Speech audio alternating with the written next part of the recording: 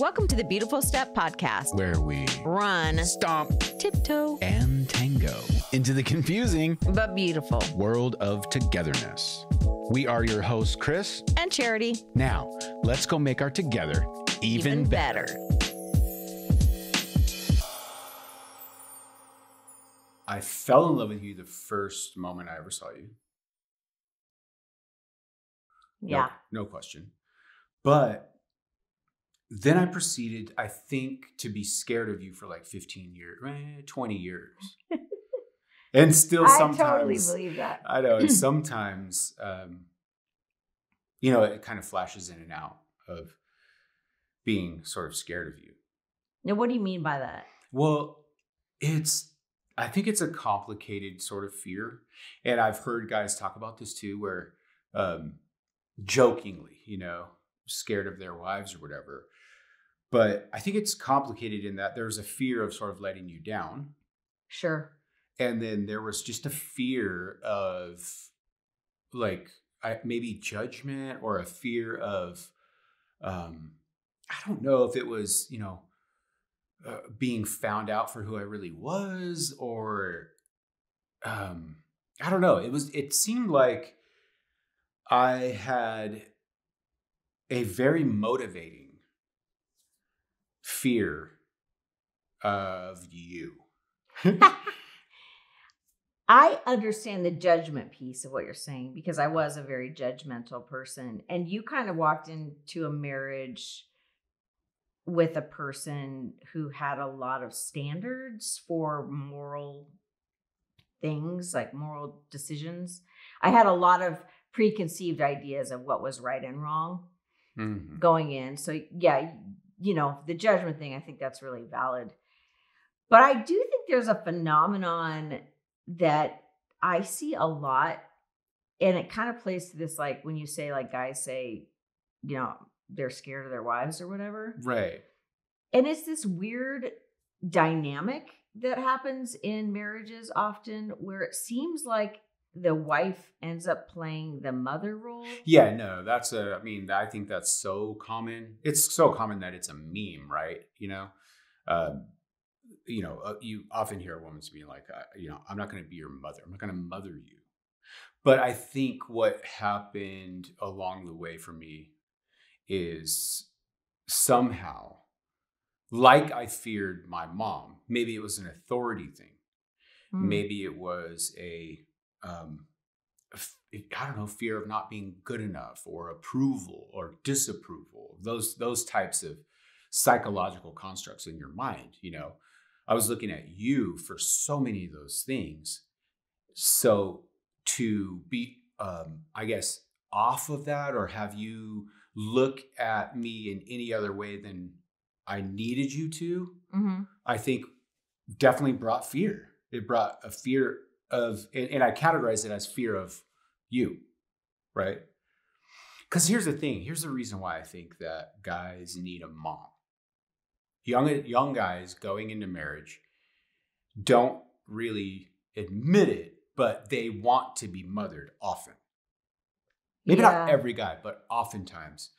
And I mean, I think there's many reasons why. Yeah, I'm curious as to why you think that is. So like one of them, I know that I was personally looking for like dependence or interdependence, right? More than I was autonomy. Like I had lived such a childhood of, natural growth rather than concerted cultivation. And I lived such autonomy was so highly messaged and characterized in my upbringing that I felt the need to be independent at a really early age, right? Sure. And so going into marriage, I think I was looking way more for the stability of interdependence and the sort of grounding of family.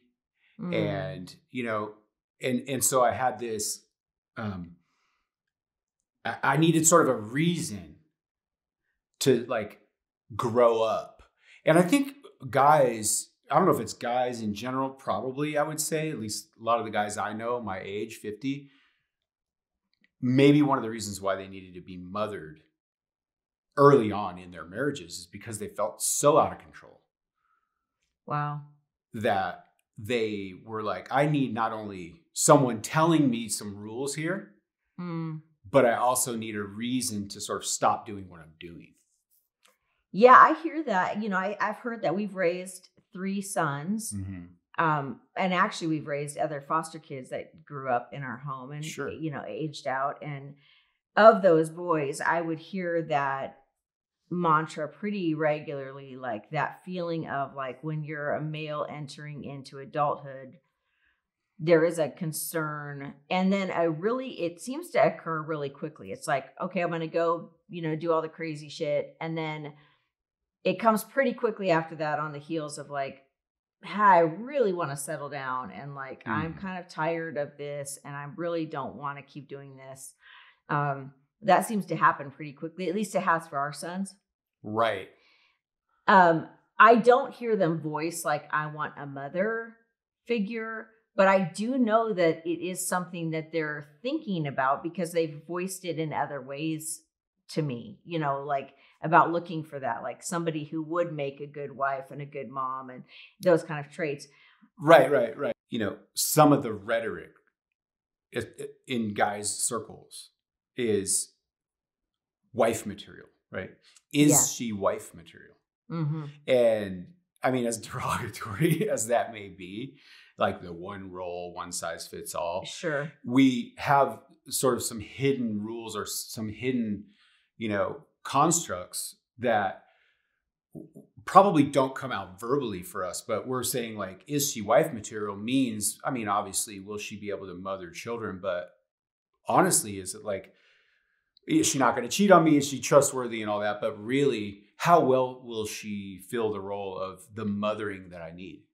Yeah. I mean, what I'm kind of hearing you say is like, is she going to take care of me? Exactly. And I think that's probably a big piece of the stability, at least for sure, that I needed. And I know a lot of my friends too, is I need someone who is, no kidding, like feed me, take care of me, sort of keep me on the right track, in a way, be my conscience, all of that, which is like a very mothering, nurturing thing, right? We want to be nurtured.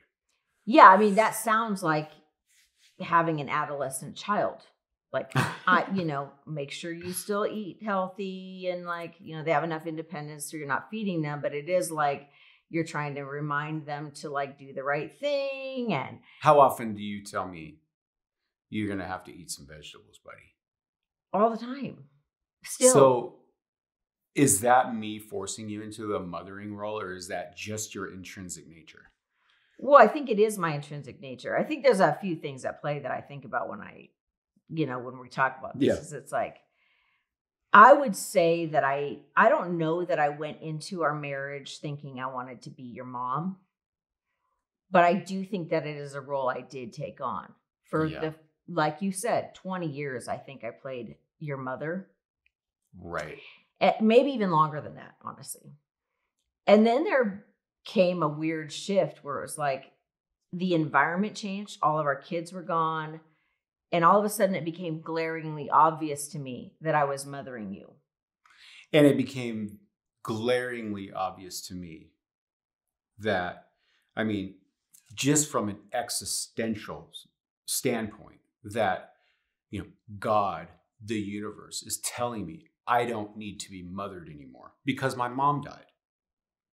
Yes. And so I really embraced this idea of like, wait, what does it look like to not be mothered? And I started to put the pieces together of like, oh my God, my wife is mothering me and has been for 20 years in certain ways. Yeah. Yeah. In certain ways. I think it happens really naturally. And I know that it happens. I know I'm not a rarity. I think I'm the norm for this, phenomenon in marriages where you might have two people that are like on the same page as far as like work, play, balance, and all these other things. And then you kind of get married and you might have some nurturing roles towards each other. One person might be more nurturing than another. And then kids come into play if they do. And because plenty of women have that nurturing characteristic without being mothers, that it's not a requirement that you're a mother to have that characteristic, but Sure. it is a largely feminine characteristic, Right. And so what's interesting is that as we had kids, it became really normal to mother everybody. Of course you're going to make sure that everybody's plate is set and like their food is out there. And so it just became normal then that your place would also be set. And I would be thinking about like what to provide you with and packing your lunch and all these other things, which kind of morphs then into this role of mothering. And there's another phenomenon that happens, especially when kids come into the picture. And I hear this a lot from my girlfriends, was that dad's the fun one. Dad's the one who plays. And mom's the one who like does all the stuff. Like she's going to make sure you go to the doctor. She's going to make sure you have dinner. She's going to make sure that, you are dressed in clean clothes, Right. Whatever. That is getting, obviously there's some shifts culturally that are happening with caretaking in gender roles. But I think in large part, certainly in our generation, that was kind of a mothering role. And so what happened is like, I just morphed into doing those things for you. Like you didn't do laundry for yourself ever while we were married, like I'm not really. Right. Yeah. And I mean, it took me a long time just to pick my underwear up off of the bedroom floor. Yes. And because that was just, my room that I had as I was coming up or whatever. And, my mom never did those things. She never picked up after me. But we did have a cleaning lady at one point that would come by once a week. But basically, my room was a mess. Mm-hmm. And it came to a point where also, I know this is tangential, but the cleaning lady was not even allowed in my room. Oh, really? 'Cause Yeah. It was such a mess? It was just a mess. Yeah. It was Yeah. a total mess. And now I don't feel as though I'm a messy person, but it was that same thing of, somebody is going to take care of me. Someone is going to take care of this. You know what I'm saying? Yeah. And the weird thing is the phenomenon like I'm talking about of where the dad's viewed as the fun one.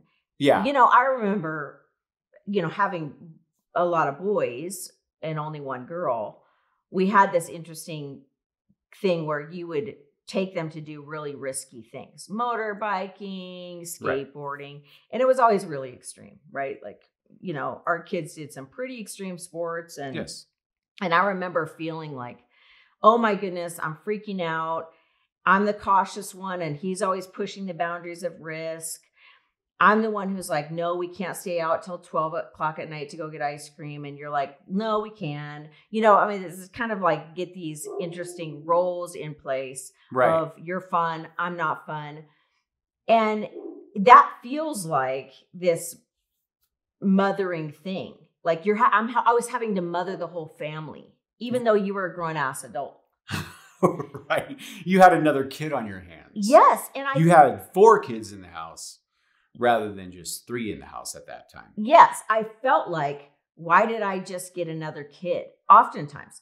Now, I know I have friends that have that a lot more than I ever did because of their husband's demeanor or didn't work or whatever. Sure. You weren't like that. So, but I do know that that's a thing, like where women often feel like, I just am taking care of another freaking child. And where men feel like sometimes like, they'll say, I don't want a mom. I don't want you to do those things, but then their actions may say something else as well. And that is an interesting thing that occurs and really can either last as long or as short as you want it to in your relationship. Yeah, that's super interesting. Because it happens naturally. What happens naturally? The mothering instinct and like that dynamic, that the roles, yeah. The roles start to shift into, okay, wait, what are you doing? What am I doing? And and it's like, okay, so at some point I'm taking on like the more of the role of a child than I would, a dad. Well, I can't say a dad, but a husband. Yeah, especially when you get married young like we did. And people are not getting married as young. So maybe this is going to shift naturally. Yeah.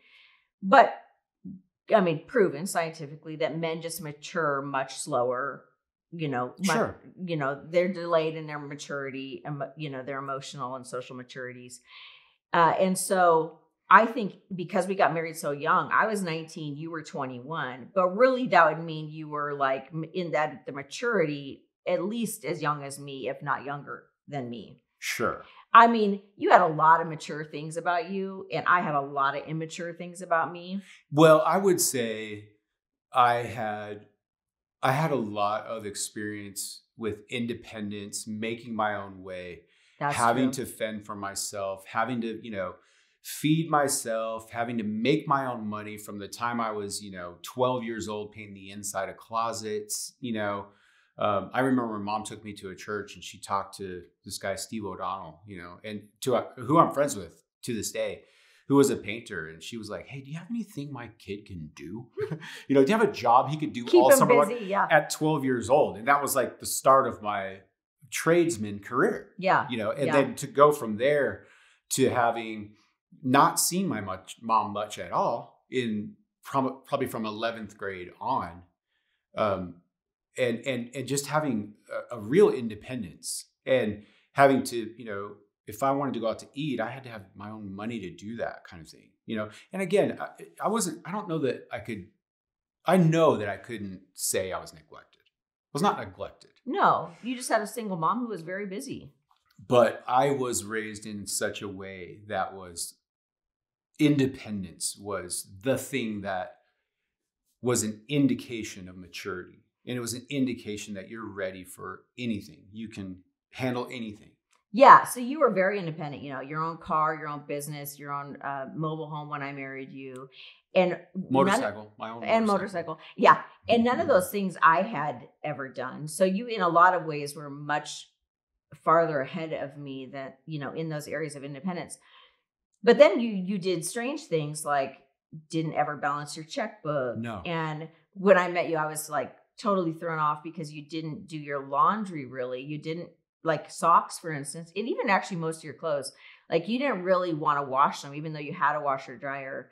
You would just go buy new ones. Yeah, so you wouldn't have to wash them. Yeah, I would throw away dirty socks and buy new ones because I'm like, look, I can buy a bag of, 13 pairs of socks for $10 or $7 back then or whatever it was. Yeah. And it was just, to me, it's like, well, I can go out and work. And this is only the first 20 minutes of my paycheck. Right. And so I'd add it up and be like, man, it takes me a lot longer than that to do laundry. I might as well throw these out. Sure. So it's just, and what was weird is I remember you talking to me about the socks. Mm-hmm. And I remember thinking to myself, I think I need this. This means she cares for me. To think that she would want to do my socks or think that I should I should wash my socks. Right. I felt was like, this is what I need in my life. I'm taking less of this westernized, independent. I mean, come on, the Eagles wrote a song called Desperado. And Desperado is not really, it's like the Marlboro Man, or Desperado means, like, come down off your fences. You've been out, or, whatever. You've been out riding fences for too long. You're a hard one. And, and so all of this stuff. Yeah. Come settle down. Come settle down. All of that independence is associated with masculinity.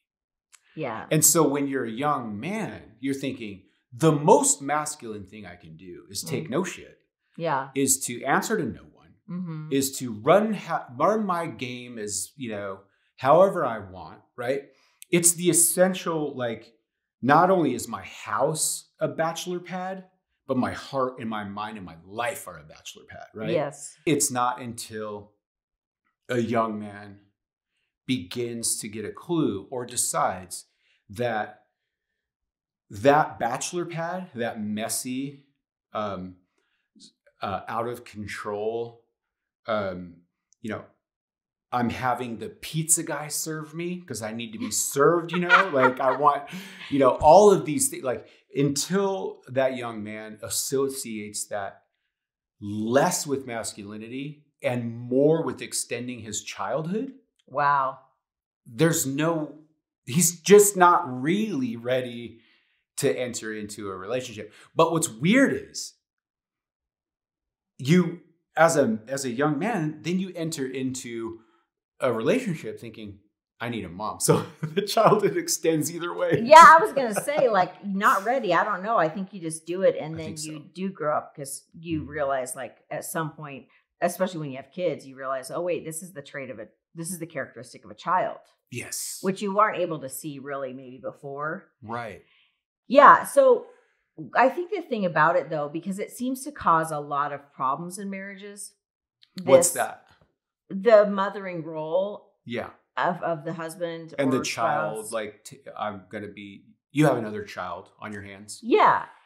And what it does, I think, fundamentally, is it says that, like, you need to play this role of caretaker, wife. Yeah. Like, you woman, you play caretaker or whoever your partner is. And I'm going to then be the person that doesn't have to caretake. Which I remember being so frustrated. It's like, I was like, why am I doing, and this is a common thing, why am I doing everything related to the house, except maybe the maintenance of it, everything related to the care of the children, and I'm still working. Why am I doing all of those things? And then your contribution is that you're working and maybe maintaining the house. But for some reason, all the other things are coming to me because the role of caretaker is expected of me. And then you get to be the role of the fun guy, the player role, sure. Like the, not player like sexually, but like you get to be the entertainment, or, you know, they say, like, as humans, we need both the stability and predictability, sure. And structure, but we also need variation, discovery, play. Yeah. So we get stuck in these roles. My mom always called that, work hard, play hard. Right. And if you're working too hard, you need to go play. And if you're playing too hard, get your ass to work. Right. But in a relationship, we have watched it and we experienced it where it's like, I felt like I was the work hard. Those are roles in a relationship. Yes. Yeah. I was the caretaker and you were the, fun one. And we had that fight a few different times. Oh my gosh. You're like, why do I always have to be the mean person? Yeah. Why do I have to be the disciplinarian? Right. Like you assume these roles. Mm-hmm. And that can be really detrimental when those roles don't ever change. Like when you want them to change, but they don't change. For us, I think we did end up making the transition. I know we did.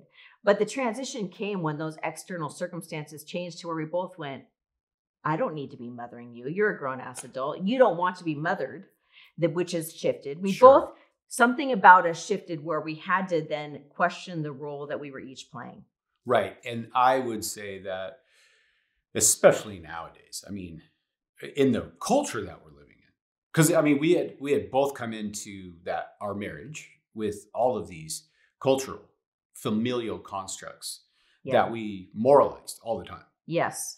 Whether it's a masculine role of the breadwinner or the nurturing role of we have all of these things that we're dealing with that are, right and wrong. And now those roles, and we have proven our relationship, even under those constructs over the last 28 years, we have proven that roles really are dynamic. Yes. And they're negotiable, really. Yes. And I love that. I do too. That they are negotiable. But we get caught in them when we're rigid. And like we refuse to kind of budge on them, or we won't recognize that they're roles and we actually make them a personal character, like a personal trait.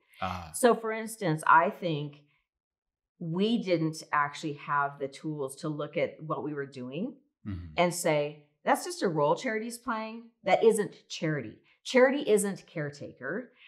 Charity's playing the role of caretaker. Yeah. Kris isn't fun. That's just his nature. And that's the only thing, like Charity can't be fun because Kris is taking up the fun role. But that's what ends up happening because we then can't see that they're just roles we're all playing, instead of that's a thing that needs to exist within a family. You need to have somebody you need to have fun in there. Yeah. You need to have structure in there. You need to have somebody who's going to nurture in there. You need to have somebody who's going to plan ahead, but you also need the person who's going to, like, let everybody stay up and do all those other kind of things. You need all those Of roles. course, yeah. And what ends up happening, and what we saw sometimes that we would fight about, but we've seen a lot with friends, is that as a woman, when I felt like I was being pushed into the caretaker role, it was because I didn't see you fulfilling that role. There was like a vacuum created, a hole created, where it was like, well, I guess I'm going to step into this role because no one's doing that. I guess I'm going to clean the house because nobody else is doing that. So I guess that's me. That one's on me. Like that, you know, and you kind of do that in relationships. You and take on. I remember, just to be fair, I do remember when at different gestations of our marriage, when your career needed attention. Yes. That role shifted. Yes. And I kept saying to you, like, I didn't realize that I was going to be a stay-at-home dad. Mm-hmm. Remember those? We had those things kind of going back and forth. To your point, there was this vacuum of the role that we knew we needed. Mm-hmm. It's like, look, the kids need somebody to be there, experiences, and they need, they don't just need dinner, right? Like they need all of this life experience and these things that you can go do and all these other things, but they do need the stability of like, who's going to make some money here so that we can buy whatever motocross bike or or art set for Lil, or whatever it is. And I think that was a really interesting thing to look back on, and that's what I've been doing, is just looking back on how am I now seeing my relationship after 28 years, Yeah. So we filled those roles, and it was like, well, you were playing this, kind of the fun dad role most of the time, or just, I mean, you were lots of other things, but I'm trying to be really simplistic, and, it's obviously more complex, but you were playing the fun dad role. I was playing like the dutiful mom role. Mm-hmm. And what ends up happening is I'm saying, why do I have to be the dutiful one? Why am I the one responsible for all this? And I'm getting more and more upset about it. And then you would just like press in. It seemed like you would press into that even more. It's like you almost like, I would get more playful, or what? What do you mean? I don't know. I think they're interdependent, right? Okay, go. What do you mean? The relationship is interdependent. Of course it is. The reason I'm having to take on more dutiful roles is because you aren't taking them on. The reason you're having to play more is because I'm not playing. Right. They perpetuate. They're a causation thing. Yeah. You start with kind of some things, but even those roles you're stepping into because you're seeing like the vacuum, like no one's doing that. Yeah. Because in all honesty, I would have wanted to play a more fun role. Yeah. And you would have probably been fine taking on more responsibility. But because we didn't understand that those were just roles that could actually be divvied up, and like, hey, how about you do some play and I do some duty and those kind of things, our natural pull and our like disdain that the other person wasn't doing our thing and we felt trapped in the role we were in would then pull, like it was a cause and effect. Like, I'm going to act more, I'm going to have to pick up more of the slack because you're just playing more. And then you're like, I'm going to have to play more because you're a stinking, like shriveled up, boring person. I would never use the word stinking, shriveled, or boring for you. But I know exactly what you're saying. It felt like that. It feels like the more boring you get, the more playful I need to be. Yes. The more playful you get, the more structured and what you would call boring. Right. The more stability I have to offer. So the two just continue to generate the role and make that role even more rigid. Yeah. And it happens over time because it's like, okay, for instance, you did a really good job taking care of yourself. And then we got married and you had somebody else that could do some of those things. Mm-hmm. So you didn't have to worry about like feeding yourself or going to the grocery store or even going to buy the socks. You didn't have to think about that anymore because like, all of a sudden, there was somebody else that was kind of willing to do that.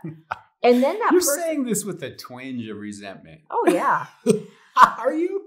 But okay, we need to heal after this. No, what I'm saying is like you did, then what ends up happening is you kind of, well, for instance, I, before we were married, felt totally, comfortable in my own skin to go have fun and know when to entertain myself and have all those things and how to entertain yourself. Yeah, I wasn't all duty. Yeah. But then what ends up happening is well, then you took on that role. So I really didn't need to be that person. It was kind of like somebody did that in the family. Somebody had that role in the family. So I guess I'm going to just focus on what I have capacity for. And right now it's everything I got just to fulfill the duties. Just like it was everything you had to fulfill your duties. And we're not seeing that these are just roles being filled. Wow. So the reason why I am so interested in how the role vacuum perpetuates the other person's role is because and I'll just say this, and then I'll try to explain it.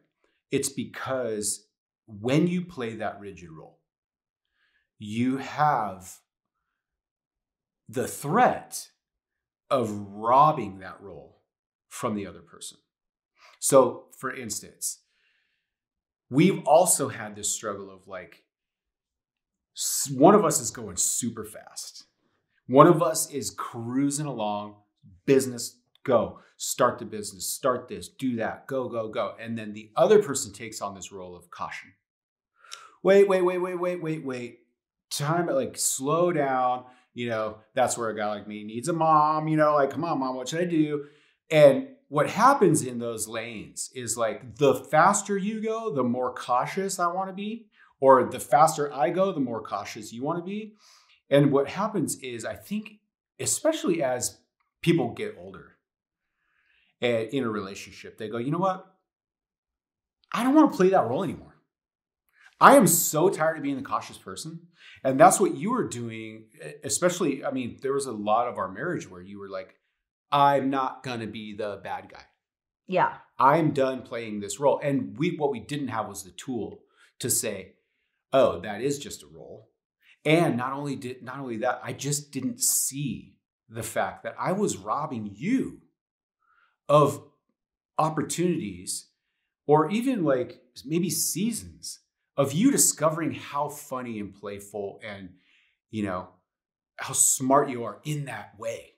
Yeah. And I think that's really interesting. Let me just finish this because as we get older, you have the one who's running really hard, right? And then the one who's cautious.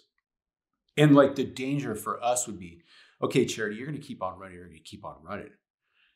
And so I'm like, oh, I want to be cautious. I want to be cautious. And so at one point I go, you know what? I know I have a runner in me.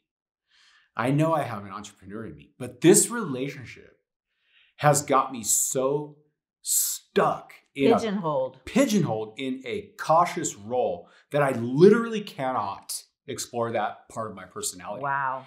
And that's the hard part with people who don't understand roles. Mm-hmm. And they think, oh, my character, the very essence of who I am is just, Debbie Downer. Yeah. And you go, no. It's just a role, dude. Yeah. I felt like I was the Debbie Downer. And I'm like, wait, I know I'm not this person. I was super fun before. What happened to me? And it's because of what you're saying. When one person soaks up all of that role, when they consume all of that role or consider it all their responsibility, the other person is robbed of the ability to see and own their authentic, complex self. What's interesting about it is I could see that I had those components that I was really longing and missing. I was longing for them and missing them. In life. I wanted to be able to play. I remember, I've talked to so many of my girlfriends and they say things like, I don't have any hobbies. I don't have anything that I do. I'm just working and making sure everything's running smoothly. That is what I do. Can you count laundry as a hobby? These kind of things. Whereas men, you talk to men and they have a bazillion hobbies. Going snow machining, on the softball team, just started a hockey team. Yeah. And you look at it and you're like, okay, well, when one person kind of takes on that persona and takes up all the room for play in the structure of the family, Wow. it does rob the other person of being able to have a playful side. Wow. Because they're accommodating for, well, that role's already filled. We're going to have to fill a different role. It's overcompensating, right? Yeah. And like, for instance, you are a wonderful, nurturing, caring father. Yeah. But honestly, I was so consumed with like that being my identity and that being who I was, that like there was no way in hell I was going to give you any of that role. Man. Even if you would have really wanted it, because I was like, in theory, maybe in voice, I would have expressed that. But in actuality, I don't know. And even these things become, if you don't recognize them as a role and you personify them, you take them on as your identity, which I did. I totally did. I viewed my identity as like the house cleaner.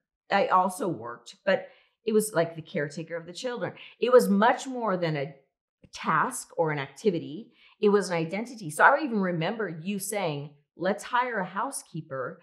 And it was as if you would have said to me, you're totally failing at who you are as a mother and wife. And that is such a ridiculous notion, but I have to be honest I had so personified those things. The role that I viewed them as myself. They became one and of myself. And I think what happens with this is if we sit back and think about it, we don't recognize what's happening. So all we feel is a longing or a resentment that that it's not happening for you, that you don't get to have the fun. And somehow you resent that the other person gets to do that.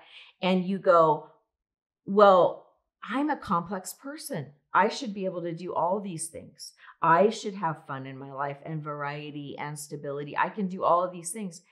And yet we look at the other person and we say, he's just simple. Like that's the role he plays. We don't recognize that he also is longing for all of the other things. I'm smart enough and complex enough and emotionally aware enough to be able to fill more than just this one role that we've gotten so rigidly attached Not even to.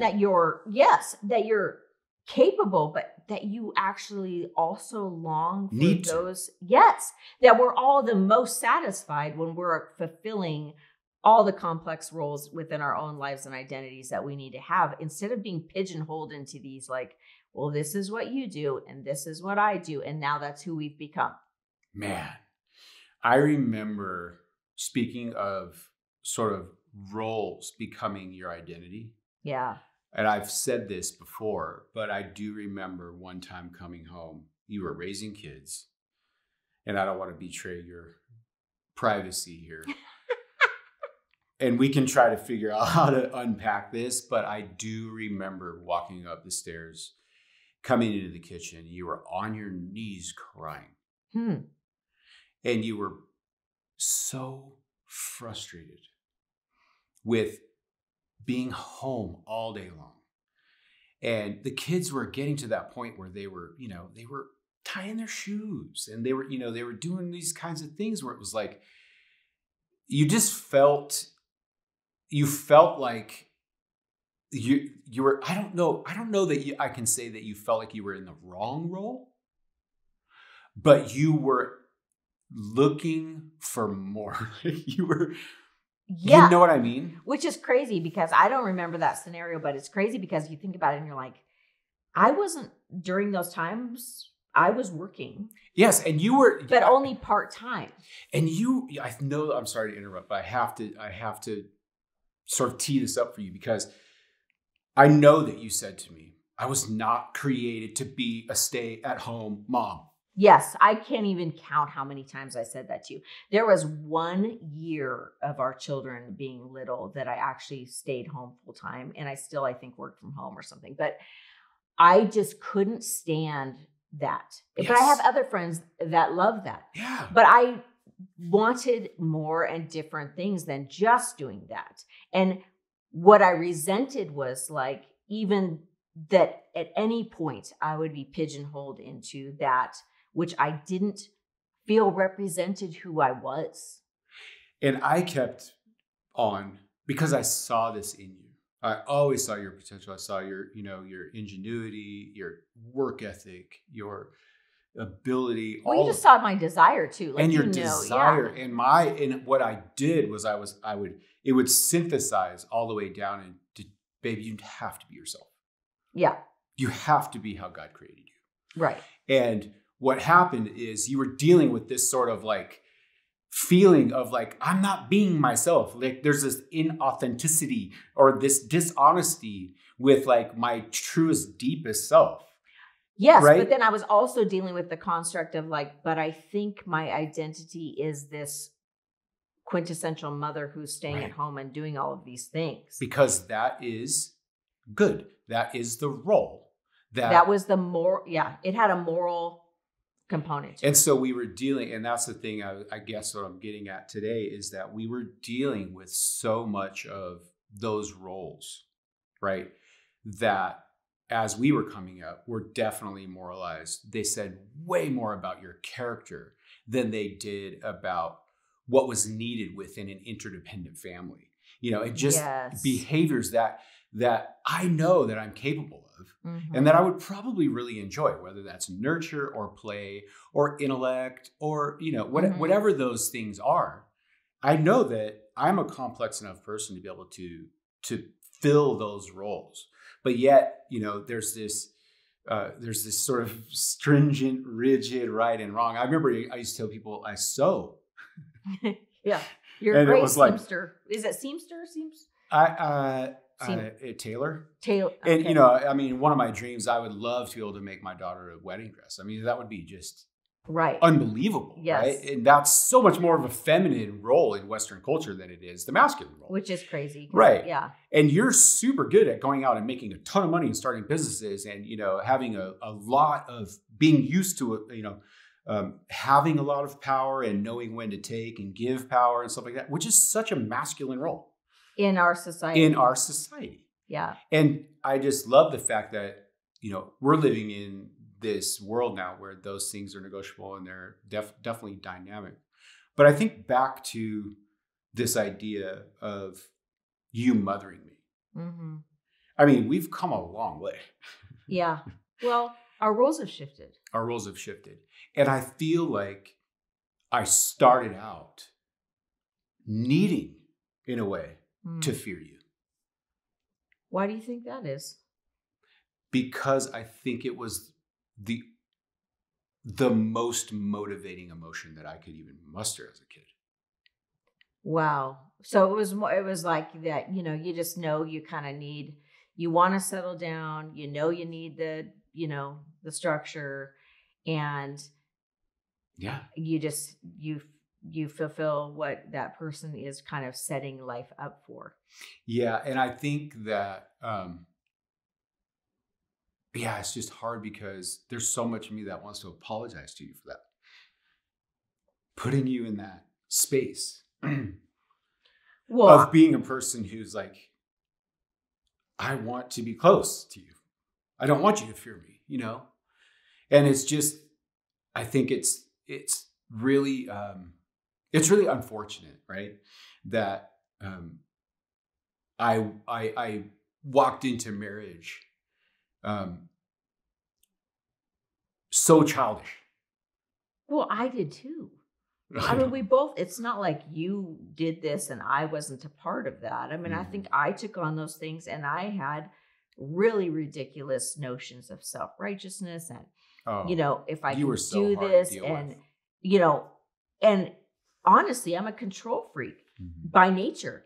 So the fact that you wanted to give me control, I mean, I was all about it. Like, let me just take that control then. And then you get that unhealthy, like dynamic of like, and then, you're saying, why are you controlling me? And I'm saying, why do I have to control you? You should be able to control yourself. This kind of like weird thing. Not that you were like this out of control person, but it's a part of that interdependent reaction to each other, the role you're playing, and what our own personal desires and things we feel like we need, how they cause another person to have to act within the relationship in a certain way. And that's the thing that I get a little choked up about is to think that, or I guess to recognize my role or my responsibility in creating in you a person that needed to be feared in a way.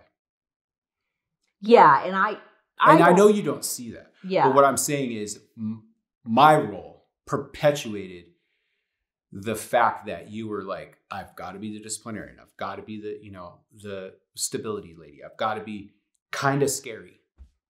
And I think that probably robbed a few good years out of your life. Wow. Yeah. Well, I mean, I think it's just the way it is. Yeah. I think it's just life. And I wish we would have understood roles better. One of the things that happened when we were, coming up and we had little kids. Yeah. And it was like, it was everything. I joke with our daughters now, our daughter-in-laws and our daughter, that like, they'll ask me about a normal thing raising kids. Like, when did so-and-so walk? Or what's a normal time that somebody would teeth? And I'm like, damned if I know. I don't remember any of that shit because honestly, I was so exhausted. Yeah. That it's like that. It was all a blur. And so what you're doing in that caretaker role is like, you're at capacity, especially if we need each other because if you're not each fulfilling certain areas of that role that's needed to be fulfilled, one person takes on all the role and it's a lot to bear. And so I would feel like totally at capacity. And then what's an interesting thing about this is like, then we would go to bed and you would be like, I want to have sex. And I would be like, oh my God. Like wait a second. I'm not viewing that as a, it was in the category, like it's something I have to take care of for the children. Like that's a task at the end of the day that I'm already at capacity for. It's kind of like, you used to say to me about the leak, a faucet would be leaking or something needed to be fixed on the house, which was perpetual because we were always remodeling houses. I mean, I felt so bad for you in that because you would work all day construction, running your business, and then you would come home to a house that needed a bunch of stuff done. And you needed me for that role. Yes. I was dependent on you for that role. Yes. Just like you were dependent on me for sex. Yes. And what happens is when one person is like feeling at capacity, because you used to say to me, like, I do this all freaking day. There's no way I can fix that faucet right now. I just don't have it in me to do. And I think that happens with women about sex when they're raising little kids is it's like, wait, you're asking me to like nurture you in this area. And the reality is this is not a release for me. This is just another dependent person needing my body, needing my time, needing my sleep, needing my energy. And so then the husband wonders why the wife isn't wanting to do this. And it's because it's the same thing as you saying like, if I have to fix one more thing before I sleep, I'm going to freaking go crazy. It's the same concept. Wow, yeah. But we don't understand that it's not because she doesn't love you. She doesn't want to. It's because at capacity, that role of nurture, care, provide for in those areas, we're already exhausted for the day. I mean, obviously, men and women, this is a stereotype. Sure. Men and women view sex differently. Absolutely. They have sex for different reasons. Yeah. And it's so interesting to think, okay, if I don't fix the faucet, it's the exact same thing as you saying, sorry, too tired to have sex tonight. Yes.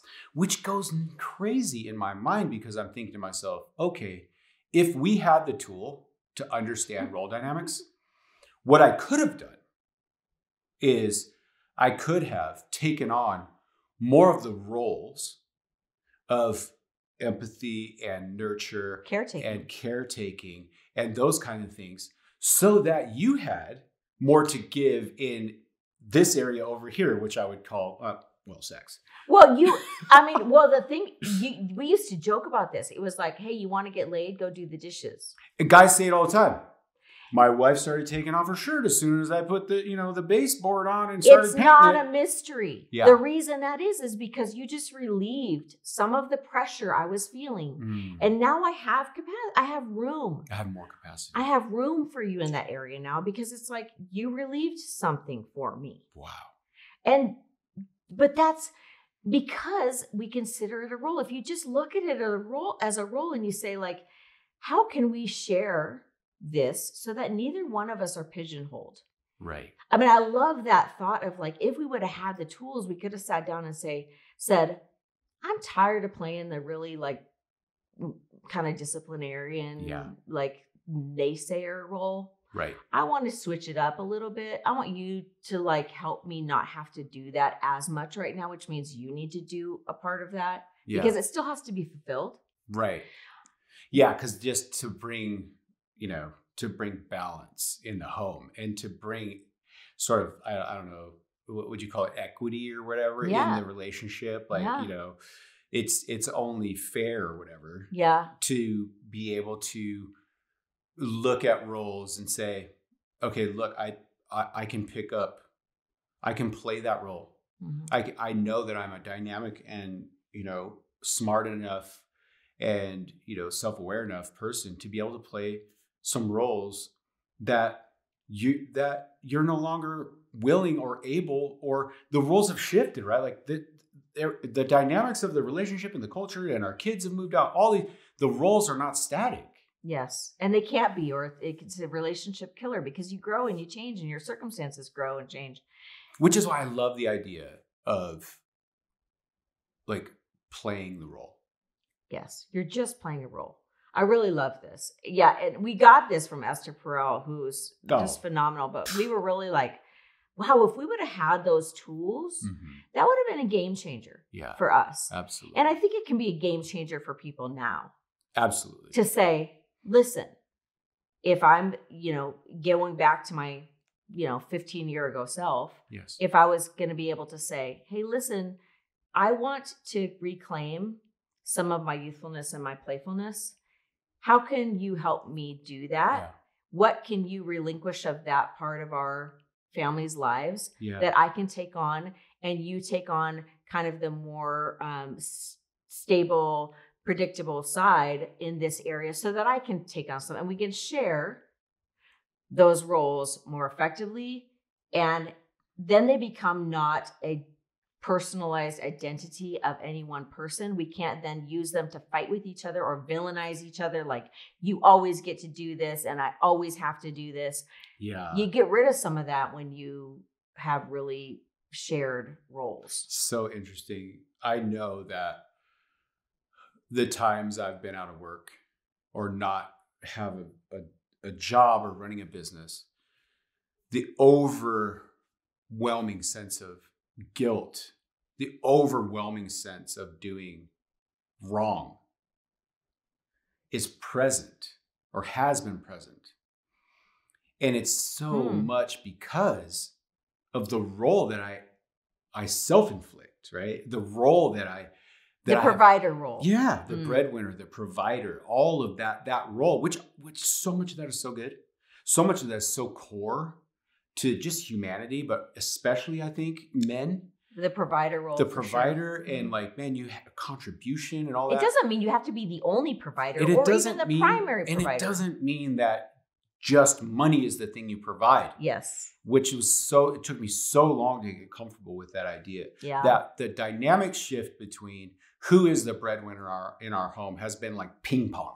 It totally and is. It's been so, I think that gives us this sort of credibility to be able to even speak on the subject because we've been dealing with this.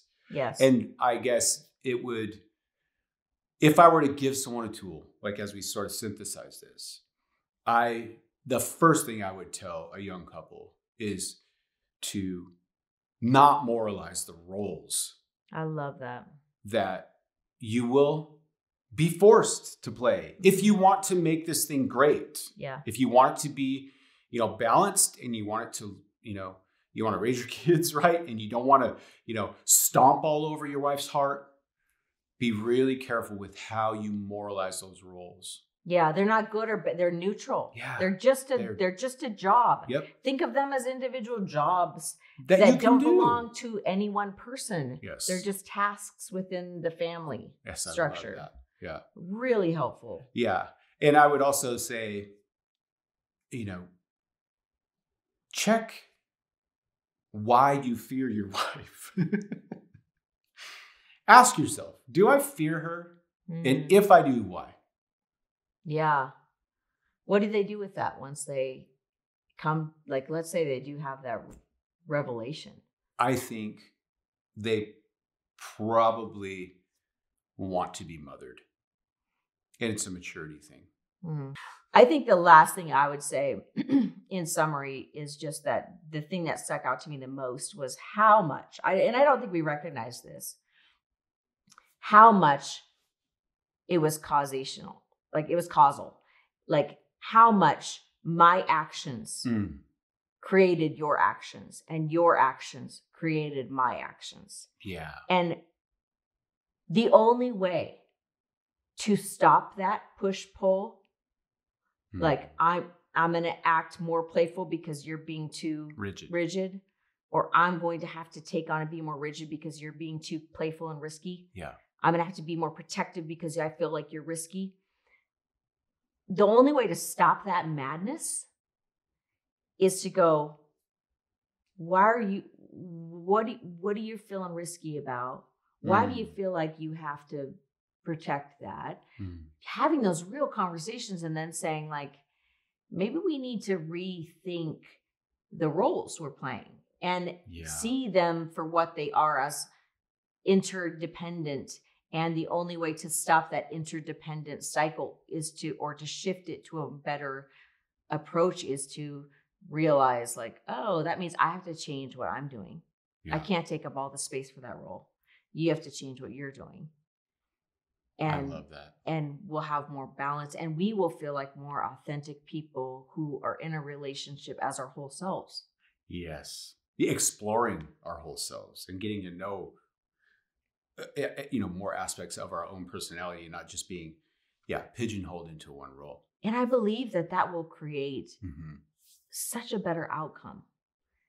And, if our children were still watching when we were little, how much better will they be if they see a family of complex, multidimensional parents who don't feel resentment about being pigeonholed into a certain area, but that they can be fully expressive of every part of who they are. Right. How much better will that be? And how much better will that prepare them to go into a relationship going, I don't have to, we can decide who plays that role. I love it. And I think it sounds like in language, in actual language, it sounds like maybe I come to you one day and say, hey, I think I'm kind of tired of playing the cautious role. Yeah. What would that look like if we switched that dynamic? And there's no moral judgment on anybody's part. It's just this role that I'm like, I think it needs to switch over. Yeah. Or maybe I come to you and say, hey, if I were to play the sort of fun guy role, I'm thinking this, or, I think that it just takes it to a non-threatening dimension or level. Yeah. And you don't even have to become all of that, right? You could just say, hey, I want to be more playful. Yeah. And so how about I plan a bunch of things and you pick up the slack on making sure we've got everything taken care of at the house so that I can play that role. I love it. At this event, or do this thing for our family. Those are simple ways you can allow for the other person to have that full self.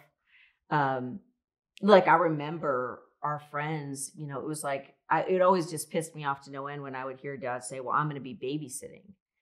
And you're like, Wait, who would say this? When friends would say about their own kids, when guys would have to stay home with their kids and they would say things like, I'm going to be babysitting. And I'm like, do you have any idea how that sounds? Because if I was to say, I'm going to stay home and be babysitting, my own children, it would be so offensive, right? Like, you don't babysit your own children. Right. I got you.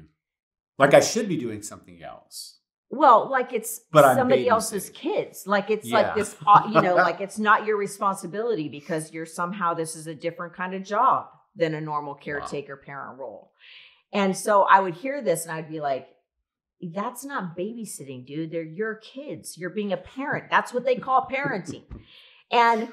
But they weren't saying that to be mean or like it was totally unintentional, subconscious. But it was subconsciously saying, I don't really view this as my role. This is something I'm just kind of doing. And so even simple things like that, like, let's change the language a little bit. But I remember when that would happen, wives would say things like, it's really good for him to have to be home with the kids because all of a sudden he has a newfound appreciation about how important naps are. Right. Or sees what I've gone through all day. Or, sees the load that I take on. He thinks I sit around and do nothing. Right. Or he used to scorn the fact that like we really did need to lay the kids down. We shouldn't keep taking them out all day. And he didn't value that. And then all of a sudden, after spending 2 days with them at home and them, having a nap and not having a nap, he's all of a sudden a believer in the structure and those kind of things because it's important. Sure. Your kids have to see that both parties or all parties in the family have roles, but they're not distinct only to one person. Yeah. Yeah. I think I think it's a beautiful picture. I think it will cause the relationship, like it's causing our relationship to even be deeper, more dynamic, and us less threatening to each other. Yes. And us less resentful of each other. And us exploring like, wait, what if the role shifted here? Yeah. What if I say, you know what, I'm done with this one. Mm-hmm. How good would you be at this role? Let's see what it looks like for you to pick this part up for a while. Yeah, and you'll surprise each other. I remember when we would do things like that and we would every once in a while kind of shift roles. And then all of a sudden we were like, wait, you're better at that than I am. Like I thought that I was the one to do that because I liked it better or because I was good at it, but it turns out you're just as good at it. And you could, all of those kind of things are like a surprise. And sometimes I feel like we don't actually let control of roles let go of control of the roles is because we're afraid that the other person might be good at it and it would rob us of our identity. Ooh. And we have to check that. Like, was there a reason I'm not letting go of control of this area? Is there a reason I'm insistent on filling this entire role? It's because if I noticed that the other person was really good at it, will there be such a need for me? Oof. Wow. I think women deal with that a lot. It's a threat. Women deal with that a lot. Like, if my kids really love their dad caring for them, am I not needed any longer? But that's not the reality of what's happening. Because your role is not your identity. They need everybody. Yeah. They need everybody to be doing that. And it doesn't say anything but about your insecurity if we're afraid to let go of things because we're worried that the other person's going to be just simply better at it or just needed at it, honestly. Yeah. I feel like, sometimes we think, I don't want them to be needed. Well, my life is over. Because then I won't be as needed. Right. Which is such a fallacy. Mm-hmm. Like, surely there's just an abundance instead of this scarcity mindset of like, we only have so much. Yeah, exactly. Yeah. Really helpful. Yeah, super helpful. This whole idea of roles and, the start of this conversation, me exploring the idea of like, why did you play the mother role in my life for so long? Yeah. It's just fascinating. It is. Yeah. Love you. Love you.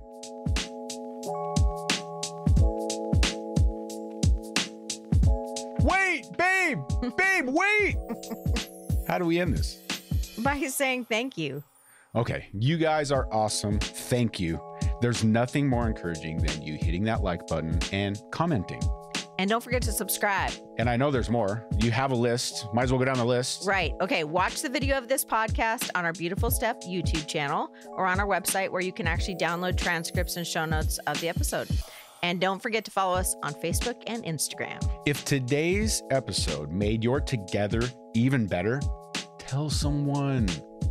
Okay, now. Right now. Today. Okay. You can take one step. It's just one step. Toward the beautiful relationship you want in your life. You got this.